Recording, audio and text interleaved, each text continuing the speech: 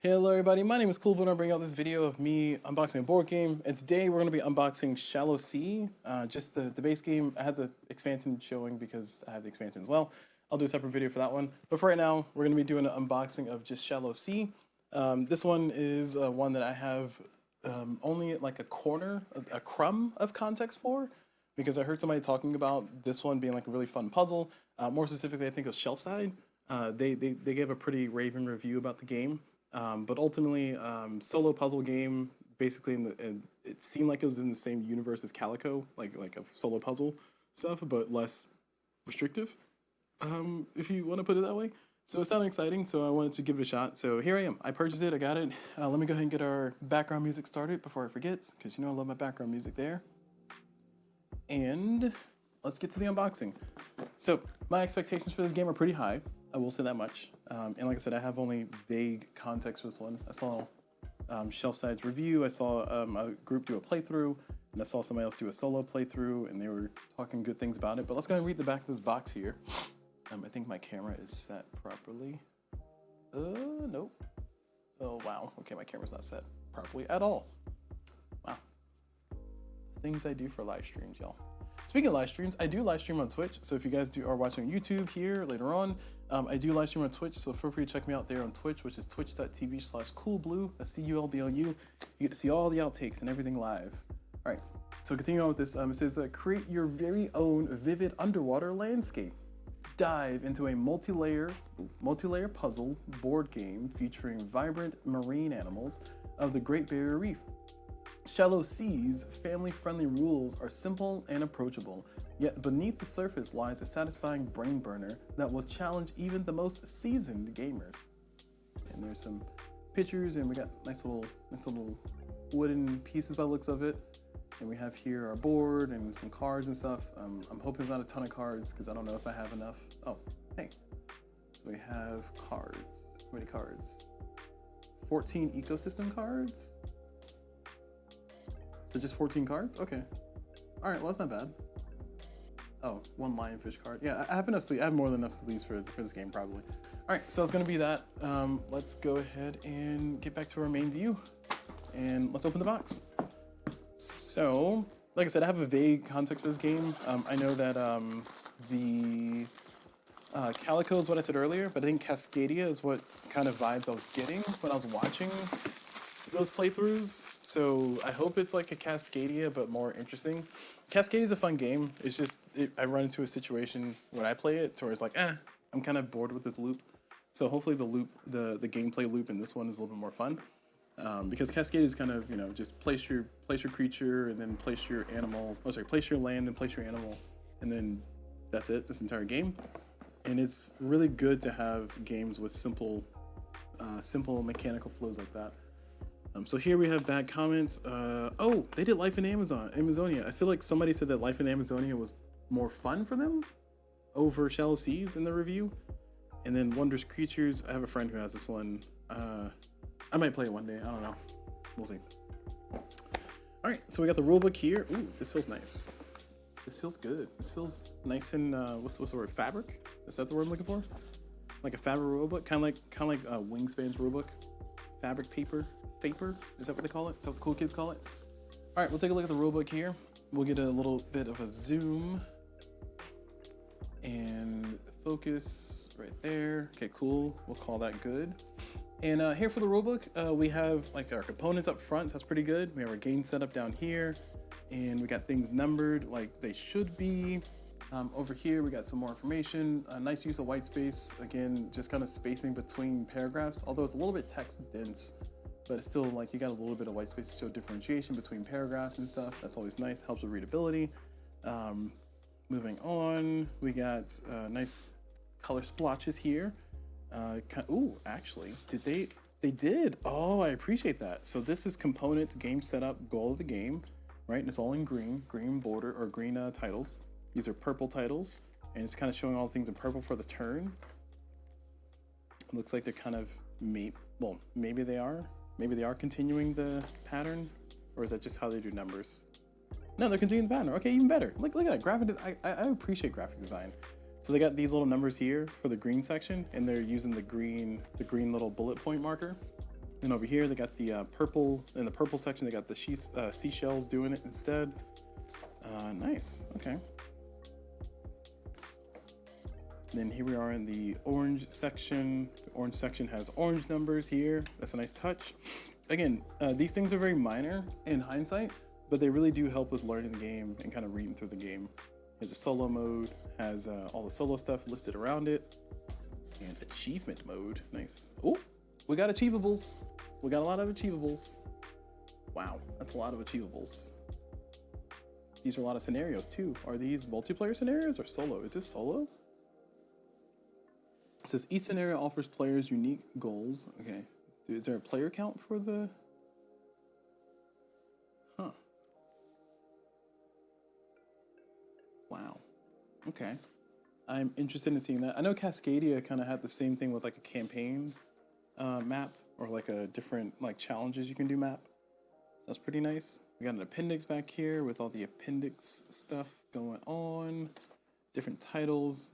You have a sea encyclopedia. Nice. So it's kind of list everything, explain what they do. Appreciated. And then back here, you have specific tiles. Sorry, Sea Life tile setup guide. Sorry. And whatever that means. Sure. All right, cool. Enjoyable little rulebook. I like it. And the paper feels nice. It feels, it's a nice texture to it. It doesn't feel crummy. All right, going back into here, continue on with the box. We have our cardboard. So we have this little cardboard here. It's front back. So I like that they didn't just use a full sheet. They just used just what they needed. Probably cost them extra money for tooling and everything, but you know what? This is good. The cardboard drop test. It's not falling out. It's not popping out. I'm a little sad, but looks like cardboard pops up pretty reasonably. Nothing to complain about too much there. Continuing on here, we have all this other cardboard, and looks like it's all sheets of. Oh man, this is a lot of hexes here. Hexes? Sorry, hexes. These are octagons. 8 sides, right? All right. I don't know if I'm supposed to keep these separate. Oh, wait. There was a tray. I remember seeing a tray. Hold on. Yeah. Yeah, so I remember seeing a tray in the... Oh, that's nice. That's nice. That's nice. I appreciate that. You got some pads here to keep track of the score. These look the same. I think they are. Just 2 different pads for you. Okay, cool. You got a nice bag. This bag... Oh, 3 nice bags. Nice. These bags feel nice. Nice little silk screen printing, and they feel... It's a silk screen printing. Oh, I think that's stitching. I don't think that's actually silk screen. That's the stitching is on there. It's nice. All right, these packs feel really good. They feel pleasant. I appreciate that. Probably satin, but whatever. You got all your animals. I'll probably find a way to separate those out. Maybe I'll finally use the unique trays. I don't know. I feel like our unique tray keeps becoming the butt of a joke. And I don't mean to do that. It's just, it's always, they start off working well for storage and they don't. If you haven't seen any of my videos, you won't know what I'm talking about, but You'll see by the time we get towards the end, because I'll try to use a unique tray if I can. There's some player boards here. These player boards are nice and sizable. I was expecting them to be dual layered, but I guess I'm not offended that they're not. Maybe it's like a deluxe version, or maybe I misviewed or misunderstood what I was looking at in some of the brief look at playthroughs I was looking at. But we got 4 different player boards. We have these, which are to store the different fishies, so that's nice. It doesn't look like they have any specific divots in the middle, because I know in some board game tray designs they'll have like a little part that's raised here that we can kind of press down and then pick up your stack. But instead they kind of went for the finger thing on the side, which should work probably, but we'll see. Let's do some sorting here. Yep, there we go.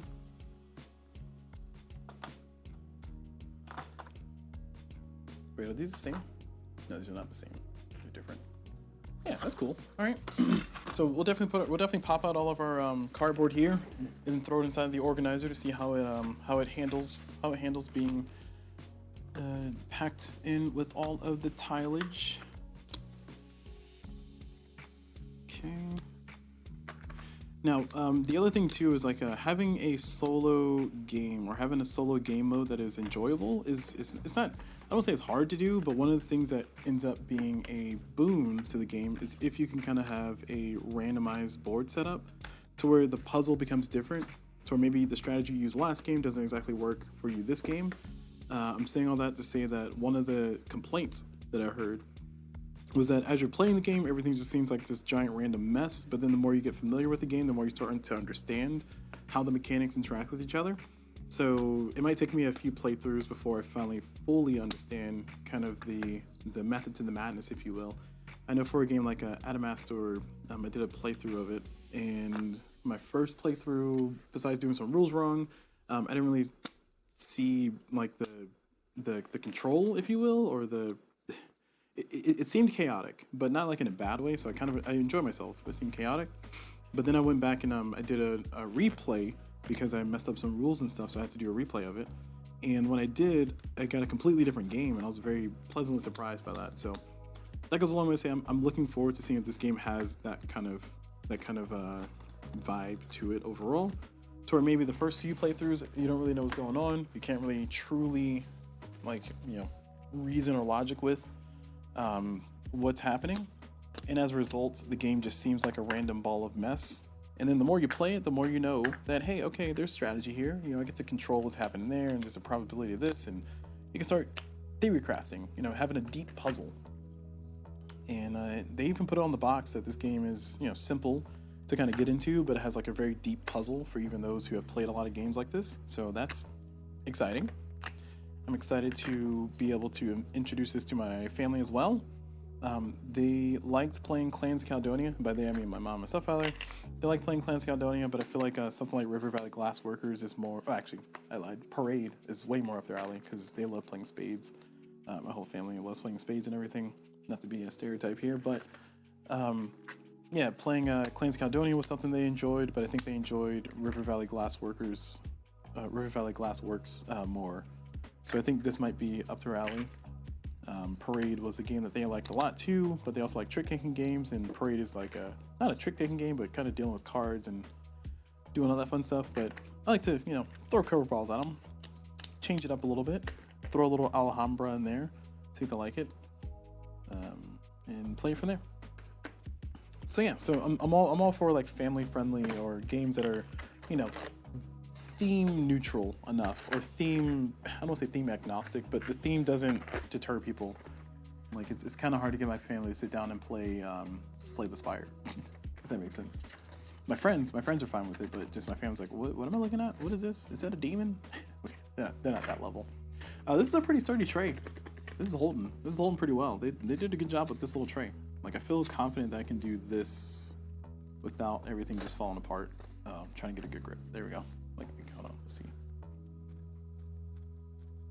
That's a few hard shakes there that held, and I wasn't putting like all of my all into it, of course, because I was only holding to it by the little edges there, but it held pretty well. So I'm confident that storing this game sideways is not going to be a liability, because I do store my board game sideways like a madman. Yes, that's right. You heard it here. Sideways board gaming. That's me. All right. These are different. Okay.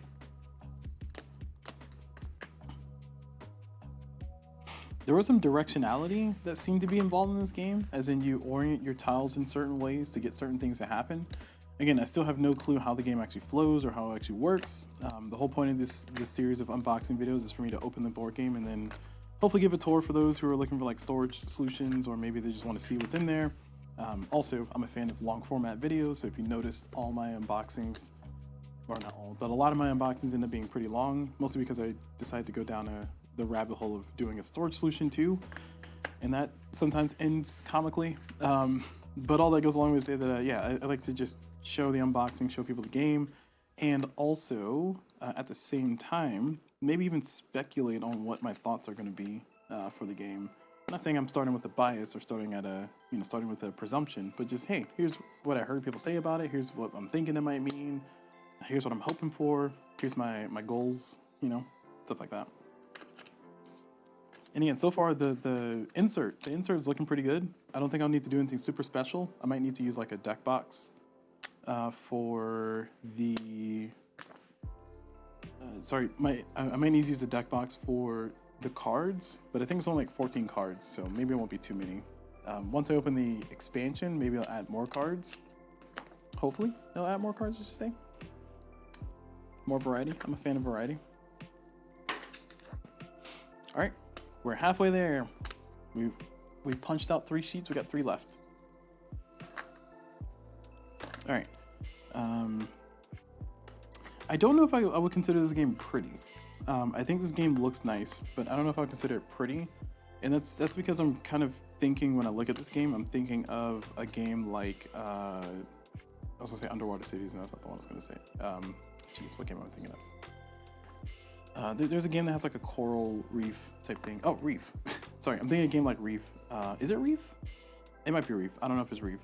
I'm thinking of other games that have like kind of the underwater thing going on, and they have like all these bits of plastic and everything. It kind of looks thematic, and the board looks very nice and open and all this fun stuff. So because of that, I'm a little bit jaded, and I guess I'm giving an unfair judgment, an unjust judgment for the ye old board game that I have not played at all, only just got, didn't even know existed previously.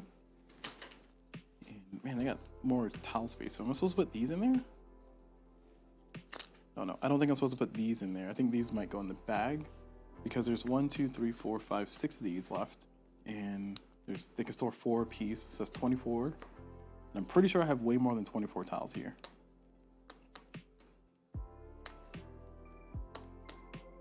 All right, I don't know how I'm supposed to store these. Let me look at the rulebook.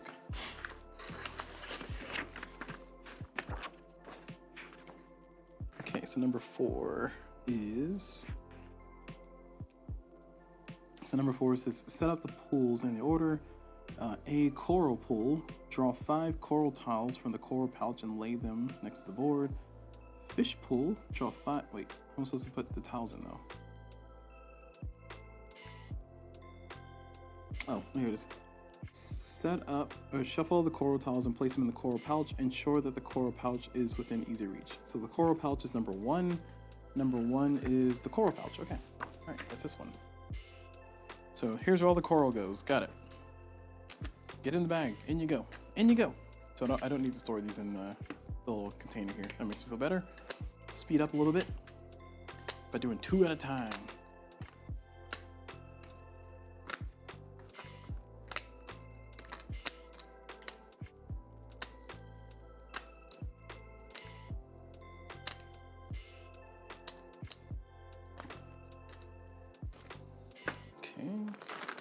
Go. And then last sheets. We're almost there. Oh, let's do a drop test on this. I didn't do the drop test on the big one. My bad, guys. Oh. I was like, ooh, pineapples. It's not pineapples.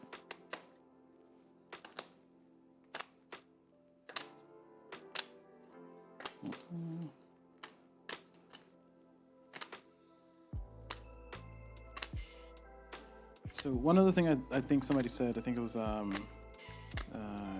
who was it? Solo something? Meet me at the table? No, it wasn't meet me at the table. Somebody said that if they just given bags, like individual baggies for each fish, that would have saved on setup time. So hearing that makes me want to try to find individual storage for this, because I think they want you to put all the fish in the bag, but every time you play the game, you're not playing with every single type of fish, so you need to take the ones out that you're not using. That was at least my assumption from what they were saying. I have no clue if that is true, but I will find out eventually, probably sooner than later. All right, so here we are. The punch boards, they're all punched out. Here's our fishies. They're all captured in their container. All right, let's, where's the rulebook go? We gotta figure out what goes in the rest of these. So we have the coral bag, and then now we need the fish bag, and now we need the sea life pouch. So this one says 9 of each color, 24 of each color. So 9 of each color times 4 is 36 total. 24 of each color, Okay, so there's gonna be a certain count for how many players. All right, that's gonna be fun.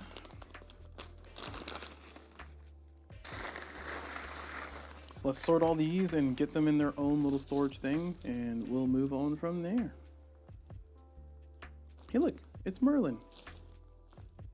Marlin? Merlin? I think it's Merlin, right? From Finding Nemo.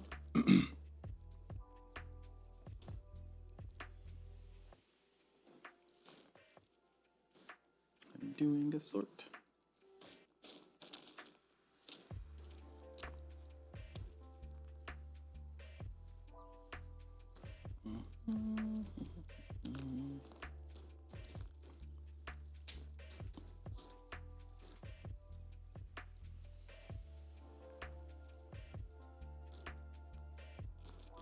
Okay.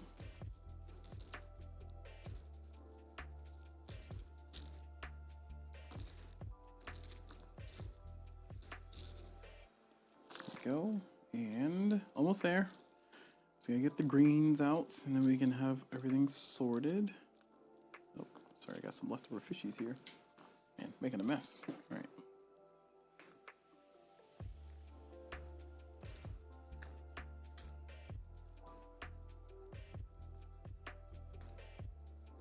Okay.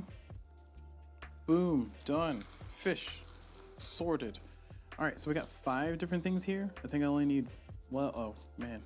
I was gonna say, can I use the, I might be able to, hold on. I have an empty one, I think. Unique tray, we'll see if I can use a unique tray.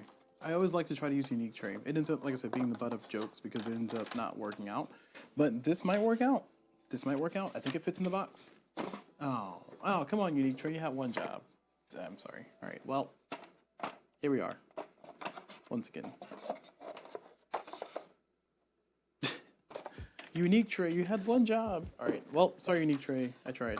I was trying to give you the connection, but that didn't work out, unfortunately. All right, so let's see, Geekbox. I think these Geekbox doubles will work out perfectly fine.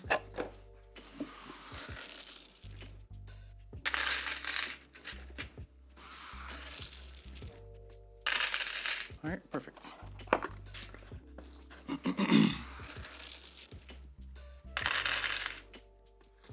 This is a perfect size.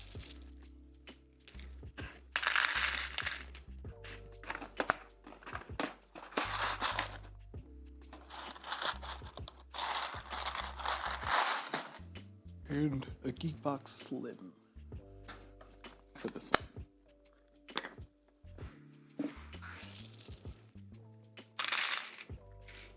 That works. All right, so that's that's everything. Okay, so we got it all there. These bags, we'll leave these 2 will be empty because one's for the fishies, the wooden fishies, one's for the coral.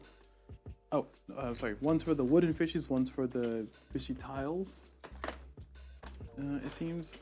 All right, let's put it all back in the box and see if we can get a good fit. No box lift is our goal. If we fail, then we fail.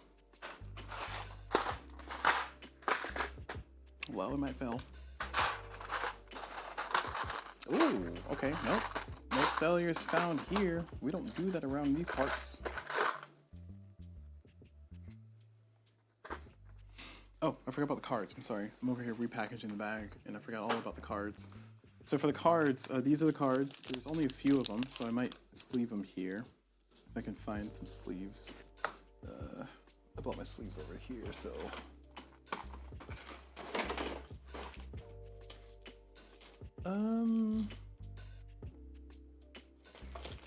There's the Game Genix. Oh, do I have any Game Genix left? Uh-oh. Uh-oh. I don't know if I have any Game Genix left. I think these are Sleeve Kings. I think these are Sleeve Kings. Yeah, these are Sleeve Kings. I don't know if I have any Game Genix mats anymore. I think I ran out. Oh, nope, here we are. This might be it. Yeah, perfect. Game Genix mats. Standard size sleeve, that's what these are.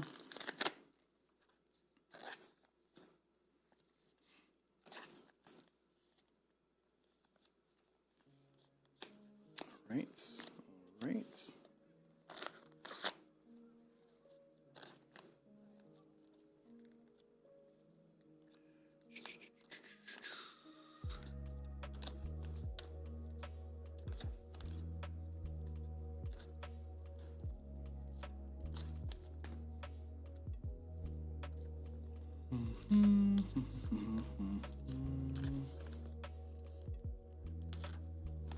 There we go.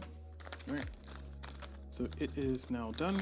We'll sleeve everything, and we can put these back in the box. I don't want to use a container to hold onto these cards. I think the expansion might add more cards. Let me check the expansion box, because if it adds more cards, I'll go ahead and use the container. Here's the expansion for Shallow Sea. It gives you 40, yeah, it gives you a lot of cards. Okay, so yeah, we have a bunch of cards. All right, cool. Okay, so I feel better about using a container now that I know that it's gonna be full of cards. So I'll just use a larger cube from each tray. Looks like this one should be able to hold. This one's probably too big to hold, but it'll be big enough to hold everything. Sleeved and all. Oh, it's too tall. I know.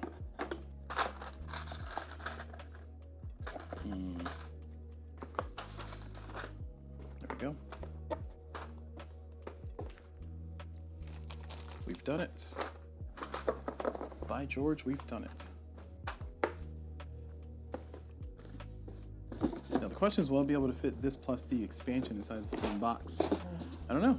We'll have to look at the expansion unboxing to see. Oh, I got some box left. Hold on. All right, I can do this better. Hold on. I can fix him. That will not fit here. That barely fits here. So for the top, sorry. There you go. So it just kind of barely sits there. This is a square, so I was gonna say, what if I rotate these pieces, but that's not gonna do anything. Can I rotate this? Nope. Does not work on its side.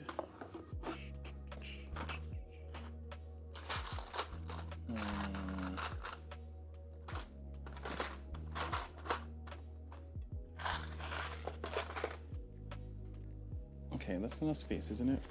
For all these tiles to just kind of rest in there. Like so. Like that.